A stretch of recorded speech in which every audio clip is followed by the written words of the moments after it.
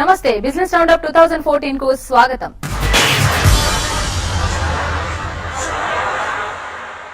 గత రికార్డ్స్ బద్దలు కొడుతూ ఆల్ టైమ్ గరిష్ట స్థాయికి చేరిన స్టాక్ మార్కెట్స్ ఇన్వెస్టర్లకు కాసుల వర్షం కురిపించాయి. పెద్ద ఇన్వెస్టర్లు అయితే గంటకు 35 లక్షలు సంపాదించారు. టెక్నాలజీ స్టార్టర్స్ అంచనాలను మించి వృద్ధి చెందాయి. ఫార్మా కంపెనీలు వృద్ధిబాటలో పయనించడం, రిటైల్ రంగం అంచనాలకు అనుగుణంగా ఉండటం, ఏడాది చివరిలో ఆటో రంగం కోలుకోవటం 2014లో ఇండస్ట్రీని సంతోషంలో ముంచెత్తింది. ఇక 2014లో వివిధ రంగాల ప్రదర్శనను బిజినెస్ రౌండ్ అప్ లో చూద్దాం.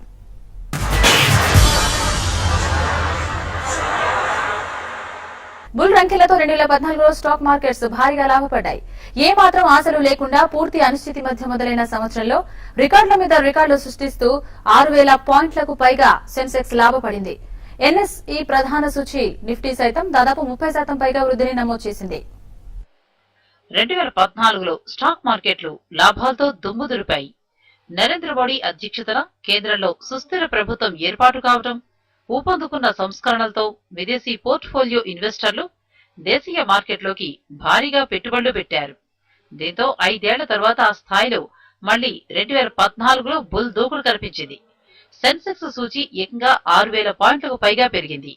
నిఫ్టీ కూడా 30% లాభపడటంతో మార్కెట్ చరిత్రలో తొలిసారిగా ఇన్వెస్టర్ల సంపద 100 లక్షల కోట్ల రూపాయలకు చేరింది. పెద్ద ఇన్వెస్టర్లైతే స్టాక్ మార్కెట్లో గంటకు 35 లక్షలు సంపాదించారు.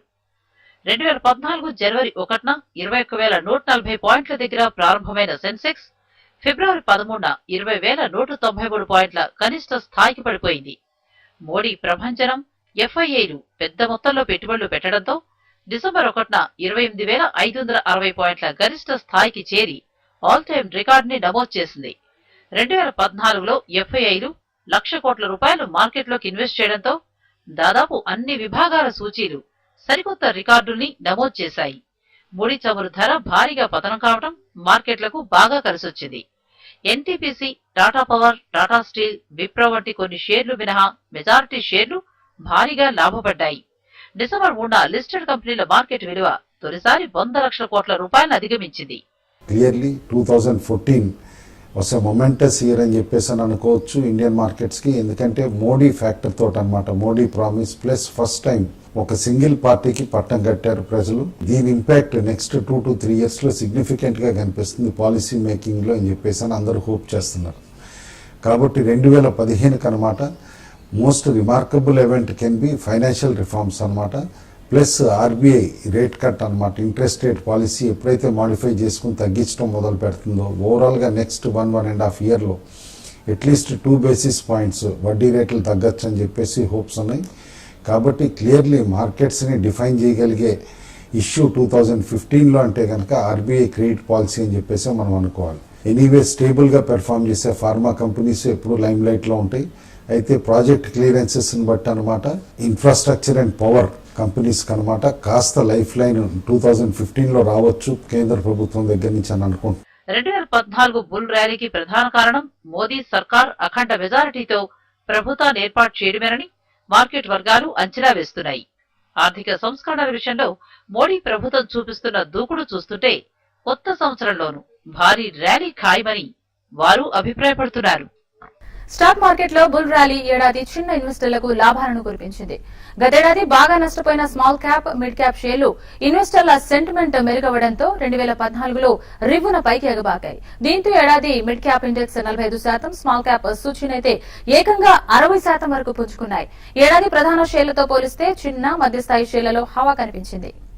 స్మాల్ స్టాక్స్ పై చిన్న చూపు తగదు. పెద్ద స్టాక్స్ కు మించి రిటర్న్స్ ఇవ్వగలవనే మాట నిజం చేస్తూ 2014లో చిన్న షేర్లు స్టాక్ మార్కెట్లో సత్తా చాటాయి.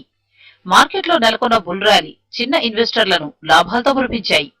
2014లో స్మాల్ క్యాప్ సూచీ 60%కి పైగా లాభపడితే బ్లూ చిప్ సూచీ కేవలం 25% మాత్రమే పెరిగింది. ఇది చాలు 2014లో చిన్న స్టాక్లు ఏ స్థాయిలో రిటర్న్స్ ఇచ్చాయో తెలుసుకోవడానికి. మిడ్ క్యాప్ సూచీ కూడా తానేం తక్కువ కాదని 45%కి పైగా లాభాలు అందించింది. 2014లో మోడీ ప్రభుత్వం కొలువు తీరాక ఇన్వెస్టర్ల సెంటిమెంట్ మెరుగుపడడంతో స్మాల్ అండ్ మిడ్ క్యాప్ షేర్లు చక్కని రిటర్న్స్ అందించాయి. కేంద్రంలో మోడీ నేతృత్వంలో సుస్థిర ప్రభుత్వం ఏర్పడుందన్న అంచనాలతో ఏడాది ప్రారంభం నుంచే ఇన్వెస్టర్లు పెట్టుబడులలో జోష్ పెంచారు. అందుకు తగ్గట్టుగానే మేలో జరిగిన లోక్సభ ఎన్నికల్లో మోడీ నేతృత్వంలో ఎన్డీఏ కూటమి బంపర్ మెజార్టీతో గెలిచింది. దీంతో విదేశీ దేశీ సంస్థాగత ఇన్వెస్టర్లతో పాటు రిటైల్ పెట్టుబడిదారుల సంతోషము కట్టలు తెంచుకుంది. కొనుగోళ్లు ఊపులో స్టాక్ సూచీలు ఆల్ టైమ్ రికార్డుల మోత మోగించాయి. దీంతో గత కొంతకాలంగా మిడ్ స్మాల్ క్యాప్ షేర్లలో రిటైల్ ఇన్వెస్టర్ల పాత్ర గణనీయంగా పెరిగింది. మిడ్ క్యాప్ స్టాక్స్ లో ఏంటంటే కొన్ని సెలెక్టెడ్ స్పెసిఫైడ్ స్టాక్స్ లో మంచి ర్యాలీ చూసాము. మరి ముఖ్యంగా మిడ్ క్యాప్ ఫార్మా స్టాక్స్ లో చాలా స్టాక్స్ దగ్గరగా 100% రిటర్న్ రావడం చూసాము. తర్వాత ఆటో యాన్సిలరీ స్టాక్స్ కూడా మిడ్ క్యాప్ లో చాలా స్టాక్స్ కూడా 100 to 200% రిటర్న్ ఇచ్చిన స్టాక్స్ కూడా ఉన్నాయి. అయితే ఈ రెండు సెక్టర్ల తర్వాత కెమికల్ బేస్డ్ స్టాక్స్ ఏవైతే ఉన్నాయో అవి కూడా మంచి రిటర్న్ రావడం చూసాము. అయితే గవర్నమెంట్ మారినాక అదాని పవర్ తప్ప అన్ని స్టాక్స్ కూడా చాలా ఇన్వెస్టర్స్ కి మంచి రిటర్న్ వచ్చింది. మార్కెట్ లో ర్యాలీ కొనసాగినంత కాలం చిన్న షేర్లు బ్లూ చిప్ కంపెనీల కన్నా మంచి ప్రదర్శిస్తాయంటున్నారు నిపుణులు. అయితే మార్కెట్ పతనంలో కూడా బ్లూ చిప్ కంపెనీల కన్నా ఎక్కువ నష్టపోయే ప్రమాదం ఉందని కూడా వారు హెచ్చరిస్తున్నారు. ప్రస్తుతం కొనసాగుతున్నది మల్టీ ఇయర్ బుల్ ర్యాలీ అని, ఈ ర్యాలీ మరో 2 ఏళ్లు కొనసాగే అవకాశం ఉందని మార్కెట్ నిపుణులు అంచనా వేస్తున్నారు. 2014 లాగే 2015లోనూ లార్జ్ క్యాప్ షేర్ల కంటే చిన్న స్టాక్లే అధిక లాభాన్ని పంచవచ్చని వారు అభిప్రాయపడుతున్నారు. 2015 అనేది కూడా మార్కెట్స్ చాలా స్ట్రాంగ్ గానే ఉండే అవకాశం ఉంటుంది. అయితే సెలెక్టెడ్ స్టాక్స్ లో అన్ని పెరుగుతాయని మనకి ఒక మిడ్ క్యాప్ అనగానే అన్ని మిడ్ క్యాప్ లో బై చేసుకోకుండా ఫండమెంటల్ కి మంచి స్ట్రాంగ్ ఉన్న కౌంటర్స్ నే బై చేసుకోమని సజెస్ట్ చేస్తాను. ఏవైతే క్వార్టర్ ఆన్ క్వార్టర్ మంచి రిజల్ట్ ఇవ్వడము, తర్వాత ఆ సెక్టర్ కి మంచి గ్రోత్ ఉండడము, ఇటువంటి స్టాక్స్ నే బై చేసుకోమంటాను. 2015 అనేది ఒక రేంజ్ బౌండ్ ఉన్నా కూడా స్టాక్ స్పెసిఫిక్ ఇప్పుడే అనుకున్నట్టు ఒక మిడ్ క్యాప్ స్టాక్స్ లో మంచి ర్యాలీ రావచ్చు. కాబట్టి అటువంటి స్టాక్స్ లో ఇన్వెస్ట్ చేసుకోమంటాను. ఇన్వెస్టర్లు పోర్ట్ఫోలియోను ఒకే రకమైన షేర్లకు పరిమితం చేయకుండా వివిధ రకాల షేర్ల వైపు దృష్టి సారించాలని మార్కెట్ నిపుణులు సూచిస్తున్నారు. వరుసగా 2వ సంవత్సరంలోనూ బంగారం వెండి ధరలు భారీగా తగ్గాయి. 2014లో గోల్డ్ 10%, సిల్వర్ రేట్ 20% తగ్గాయి. స్టాక్ మార్కెట్లో బుల్ రంకెలు వేయడంతో ఇన్వెస్టర్లు ఈక్విటీల్లో పెట్టుబడులకే ప్రాధాన్యత ఇవ్వడం, గ్లోబల్ మార్కెట్లో మెటల్ రేట్స్ వీక్ గా ఉండటంతో గోల్డ్, సిల్వర్లు భారీ కరెక్షన్ కు గురయ్యాయి.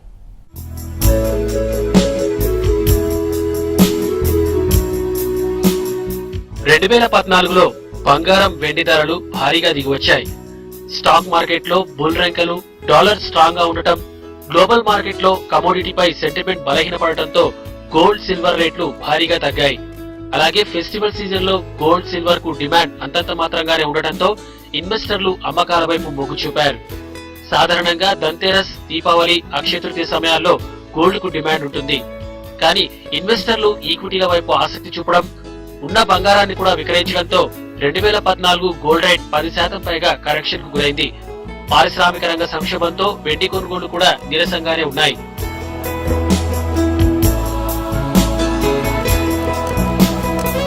ఎంసీఎక్స్ లో 10 గ్రాముల బంగారం ధర 2014 ప్రారంభంలో 30,000 రూపాయలుండగా ఇప్పుడు అది 26,000 వద్ద కదలాడుతోంది. 10 గ్రాముల ఆభరణాల బంగారం 2014లో 29,300 రూపాయల వద్ద ప్రారంభమై మార్చి 3వ తేదీన 30,795 రూపాయల గరిష్ట స్థాయిని తాకింది. ఆ తర్వాత క్షీణతను కొనసాగిస్తూ 26,000కు పడిపోయింది. మేలిమి బంగారం 2014లో 30,945 రూపాయల గరిష్ట స్థాయిని తాకింది. ఆ తర్వాత దిగజారుతూ డిసెంబర్లో 27,000 రూపాయల గరిష్ట స్థాయిని తాకింది. అంతర్జాతీయ విపణిలో కూడా ఔన్స్ బంగారం 2014 మధ్యలో $1,300 గరిష్ట స్థాయిని తాకిన తర్వాత కరెక్షన్ కు గురై ప్రస్తుతం $1,140 స్థాయిలో కదలాడుతోంది.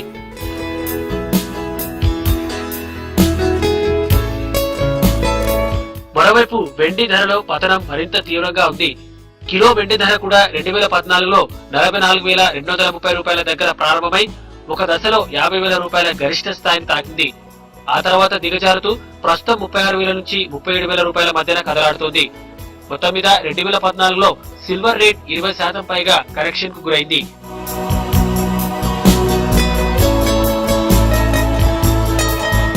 బిజినెస్ రౌండ్ అప్ 2014 లో షార్ట్ బ్రేక్ తీసుకుందాం.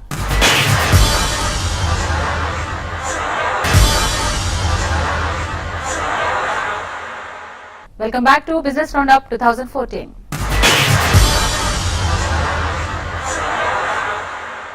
గత కొన్నేళ్లుగా రివర్స్ గేర్ లో ఉన్న ఆటో రంగం ఏడాది కోలుకుంది. ఏడాది ప్రథమార్థంలో డల్ గా ఉన్న సేల్స్ సెకండ్ హాఫ్ లో గణనీయంగా పుంజుకున్నాయి. 2014లో ఆటో రంగం పలు సవాళ్లను ఎదుర్కొన్నప్పటికీ వాహన తయారీ కంపెనీలు Maruti Suzuki, Mahindra and Mahindra, Bajaj auto, Hero MotoCorp, వోక్స్ వ్యాగన్లు 20,500 కోట్ల రూపాయలను ఇన్వెస్ట్ చేస్తున్నట్లు ప్రకటించాయి.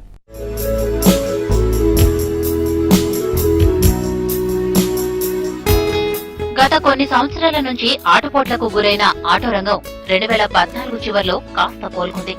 చిన్న కార్లపై ఎక్సైజ్ సుంకాన్ని 12% నుంచి 8%కి, స్కూటర్లు, మోటార్ సైకిళ్లు, వాణిజ్య వాహనాలకు 30% నుంచి 24%కి, ఎస్యూవీలపై 20% వరకు యూపీఏ ప్రభుత్వం తగ్గించడం, దాన్ని ఎన్డీఏ సర్కార్ డిసెంబర్ 31 వరకు పొడిగించడం ఆటో ఇండస్ట్రీకి బూస్టింగ్ లా పనిచేసింది. దీంతో 2014లో కార్ల అమ్మకాలు కాస్త పుంజుకున్నాయి.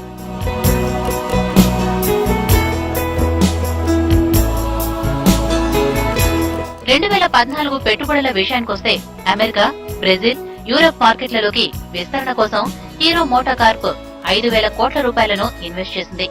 M&M, మారుతి సుజుకీలు 4,000 కోట్ల రూపాయల చొప్పున, బజాజ్ ఆటో 2,000 కోట్ల రూపాయలు, హోండా మోటార్స్ 1,100 కోట్ల రూపాయలను, వోక్స్ వ్యాగన్ 800 కోట్ల రూపాయలను ఇన్వెస్ట్ చేశాయి. చిన్న చితక కంపెనీలతో కలిపితే 2014లో మొత్తం ఇన్వెస్ట్మెంట్లు 30,000 కోట్ల రూపాయలను దాటాయి. దేశ ఆర్థిక వ్యవస్థ గాడిన పడుతున్న నేపథ్యంలో 2015లో ఈ రంగంలోకి పెట్టుబడులు భారీగా వస్తాయని ఆటో ఇండస్ట్రీ అంచనా వేస్తోంది.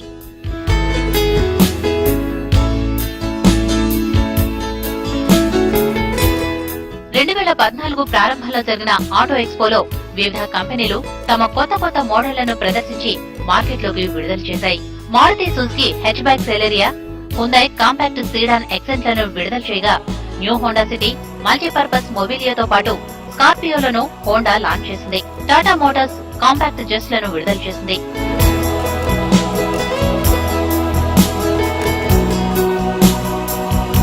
2014లో ఈ రంగానికి కొత్త సవాళ్లు ఎదురయ్యాయి.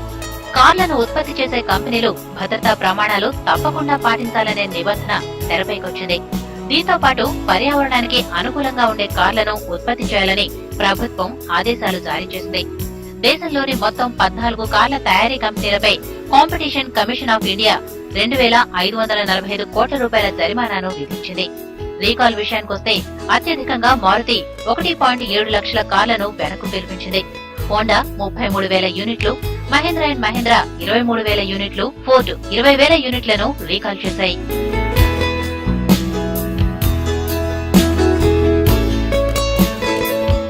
భారీ టేకోవర్లతో 2014లో ఫార్మా రంగం కలకలలాడింది. అత్యవసర ఔషధాలను సామాన్యులకే అందుబాటులోకి తెచ్చే లక్ష్యంతో మెడిసిన్స్ ను నియంత్రణ పరిధిలోకి తీసుకువస్తూ కేంద్రం నిర్ణయం తీసుకుంది. మరోవైపు నాణ్యత పేరుతో యూరప్, అమెరికా రెగ్యులేటర్లు ఏడాది మొదటి నుంచి ఏదో ఒక రకంగా భారత ఫార్మా కంపెనీలను ఇబ్బంది పెడుతూనే ఉన్నాయి. భారత్ లో అత్యధిక వృద్ధిని సాధిస్తోన్న రంగాల్లో ఆరోగ్య రంగం ఒకటి. ఏటా 15% వార్షిక వృద్ధిని నమోదు చేస్తున్న భారత ఆరోగ్య సంరక్షణ రంగం విలువ ప్రస్తుతం $100 బిలియన్ సమీపంలో ఉంది. టైర్ 2, టైర్ 3 పట్టణాల్లో నాణ్యమైన ఆరోగ్యం, స్పెషాలిటీ హెల్త్ కేర్ సేవలకు చక్కని డిమాండ్ ఉండడంతో ఆయా పట్టణాలకు ఆరోగ్య సంరక్షణ విభాగం వేగంగా విస్తరిస్తోంది.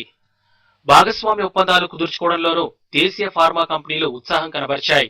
జెనరిక్ హెచ్ఐపి ఔషధాల ఉత్పత్తి కోసం బ్రిటన్ మద్దతుతో ప్రారంభించిన మెడిసిన్స్ పేటెంట్ పూల్ తో సిప్లా, అరబిందో, ఎంక్యూర్ సహా 7 అంతర్జాతీయ కంపెనీలు సబ్ లైసెన్సింగ్ ఒప్పందాలు ఖరారు చేసుకున్నాయి. $400 కోట్ల రాన్బాక్స్ ని సొంతం చేసుకోవడం ద్వారా సన్ ఫార్మా ప్రపంచంలోనే 5వ పెద్ద ఫార్మా కంపెనీగా అవతరించింది.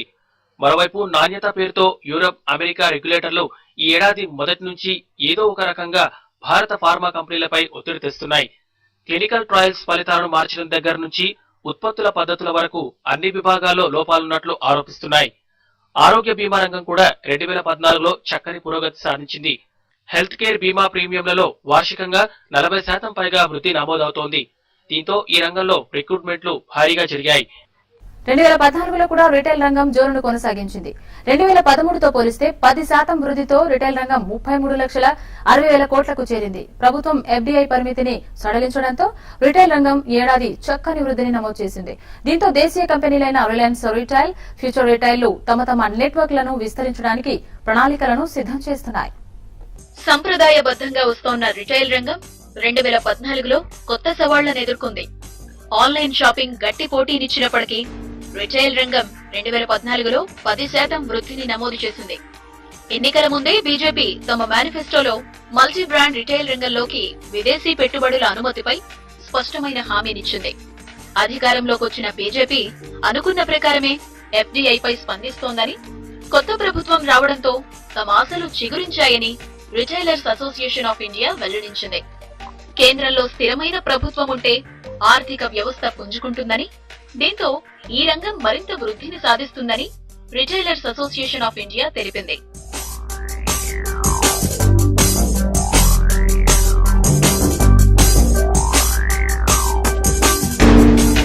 2013తో పోలిస్తే రిటైల్ రంగం 10% వృద్ధితో 33,60,000 కోట్ల రూపాయలకు చేరుకుంది. 2020 నాటికి ఈ రంగం 60 లక్షల కోట్ల రూపాయలకు చేరుతుందని ప్రభుత్వం అంచనా వేస్తోంది. ఇందులో భాగంగా రిటైల్ రంగాన్ని ప్రోత్సహించేందుకు ప్రభుత్వం ప్రణాళికలు సిద్ధం చేస్తోంది. మరోవైపు దేశీయ కంపెనీలైన రిలయన్స్ రిటైల్, ఫ్యూచర్ రిటైల్ తమ నెట్వర్క్లను విస్తరించే పనిలో పడ్డాయి. ప్రభుత్వం నిబంధనల్ని సడలించడంతో రెట్టించిన ఉత్సాహంతో ముందుకు దూసుకుపోతున్నాయి.